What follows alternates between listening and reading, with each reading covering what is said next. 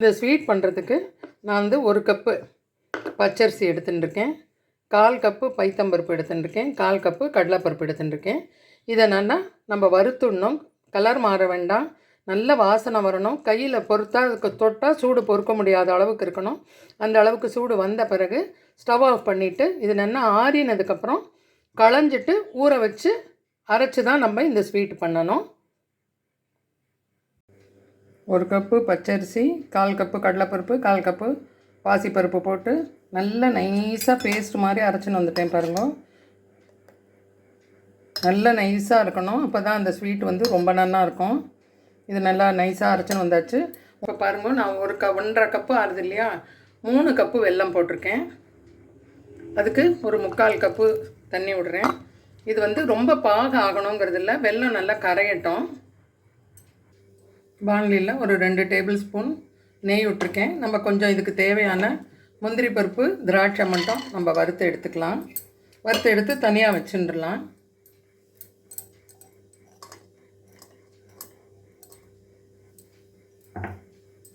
இப்போ இதுக்கு நான் வந்து இந்த ஸ்வீட் பண்ணுறதுக்கு வெல்லம் இங்கே கொதிச்சுட்டுருக்கு. இங்கே நம்ம அரைச்சி வச்சாச்சு. இதோட கூட நான் என்ன வச்சுருக்கேன்னா, ஒரு அரை மூடி தேங்காயை முதல் பால் 2 பாலுமே சேர்த்து எடுத்து இதுவும் ஒரு கப்பு வர மாதிரி எடுத்து வச்சுருக்கேன்.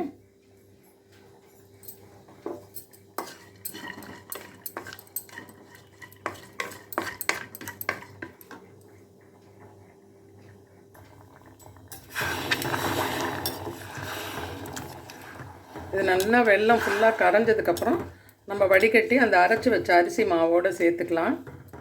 நல்லா கரையட்டும்.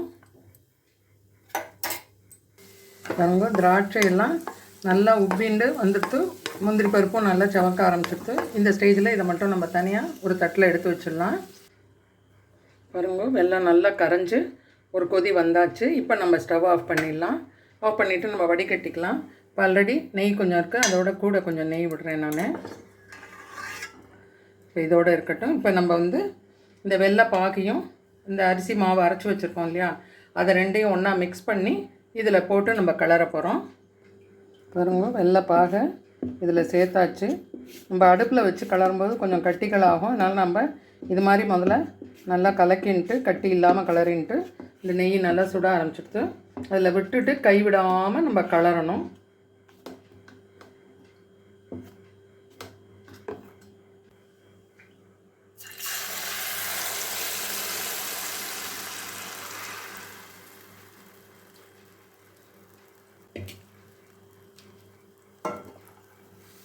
அரிசி மாவு நமக்கு உடனேயே கெட்டியாக ஆரம்பிச்சிடும்.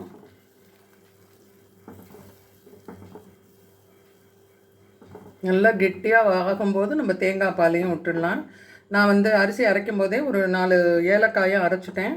உங்களுக்கு ஏலக்காய் பொடி இருந்ததுன்னா தனியாக போட்டுக்கலாம், இல்லைன்னா இது மாதிரி அரைச்சிட்டு நம்ம போட்டுக்கலாம். நம்ம இஷ்டம்தான் அது. நான் கலர் எதுவும் போட போகிறதில்ல, எசன்ஸ் எதுவும் போட போகிறதில்ல, அப்படியே தான் பண்ண போகிறேன். சிம்மிலேயே வச்ச கலருங்கோ, கொஞ்சம் கூட பெருசு வைக்க வேண்டாம். அரிசி வெல்லம் அந்த அரைச்சின்னு வந்த விழுத அந்த இதோட சேர்த்துட்டு அழகாக கொதிக்கணும். நல்லா கட்டிகள் ஆகாமல் கிட்டக்க இருந்துட்டு கலரணும்.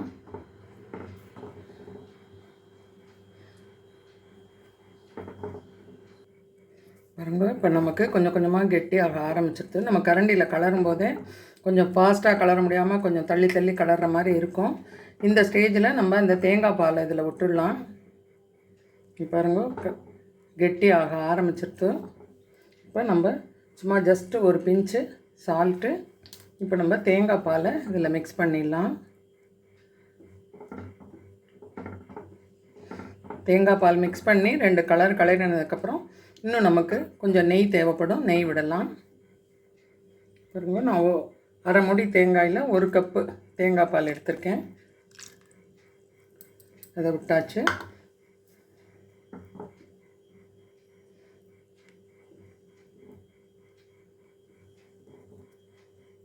நல்லா கைவிடாமல் கலரிண்டே இருக்கணும்.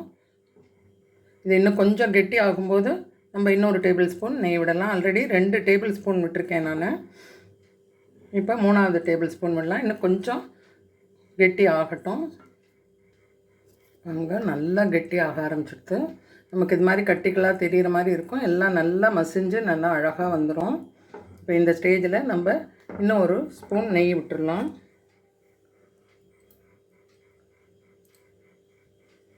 நெய் விட்டாச்சு. இப்பையும் கைவிடாமல் நம்ம கலரின்னு இருக்க வேண்டியது தான்.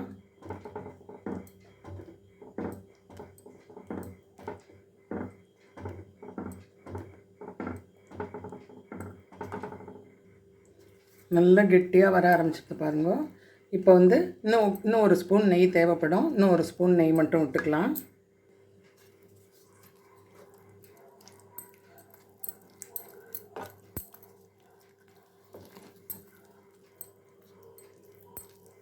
நல்லா நமக்கு இதில் ஒட்டாமல் அப்படி வரும். அப்படியே நம்ம ஏற்கனவே விட்ட நெய்யெல்லாம் கக்கிண்டு அப்படி வரும். வந்ததுக்கப்புறம் எடுத்துகிட்டு நான் பாருங்கள் ஒரு பேசன் மாதிரி ஒரு ஏனத்தில் இந்த பருப்பெல்லாம் சும்மா வச்சுருக்கேன். அது மேலே போட்டுட்டு கேக் மாதிரி அப்படியே கொட்டிடலாம் அப்படின்னு நினச்சிருக்கேன். இது ஹல்வா மாதிரியும் திங்கலாம், கட்டிகள் போட்டும் சாப்பிட்லாம்.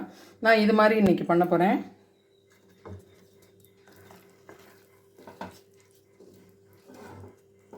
நல்லா நமக்கு நெய் பிரிஞ்சு வரும்போது நம்ம எடுத்து இந்த ஏனத்தில் போட்டுக்கலாம். பாருங்க, பாண்டியில் ஒட்டாமல் நல்லா கெட்டியாக வந்துடுது. இன்னும் ஒரு 2 நிமிஷம் அப்படியே வச்சுருப்போம், கலர வேண்டாம். நமக்கு நெய் பிரிஞ்சு வந்துடும். எடுத்து நம்ம இந்த பாத்திரத்தில் போட்டுடலாம். நல்லா ஆறின பிறகு கவுத்தோம்னா கேக் மாதிரி நமக்கு கிடைக்கும். பாருங்க, இந்த பாத்திரத்தில் போட்டாச்சு. இப்போ ஒரு நெய் தடவின ஸ்பூனால் நல்லா நடுவிலலாம் கேப் இல்லாதபடிக்கு நல்லா டைட்டாக அமுக்கி விட்டுடலாம். நல்லா அழகாக நீட்டாக சமப்படுத்தியாச்சு. ஒரு 10 மினிட்ஸ் இதை ஆறட்டும். ஆறினதுக்கப்புறம் நம்ம இதை திருப்பி கவுத்து போட்டுன்ட்டு சர்வ் பண்ணலாம். பாருங்க, க்ளீனாக எடுத்தாச்சு. க்ளீனாக அழகாக வந்திருக்கு. பாருங்க, அதை ஒரு 10 நிமிஷம் கழித்து நான் கவுத்து போட்டுட்டேன். கொஞ்சம் கூட ஒட்டாமல் எவ்வளோ அழகாக வந்திருக்கு பாருங்க. இப்போ நம்ம கட் பண்ணி பார்க்கலாம்.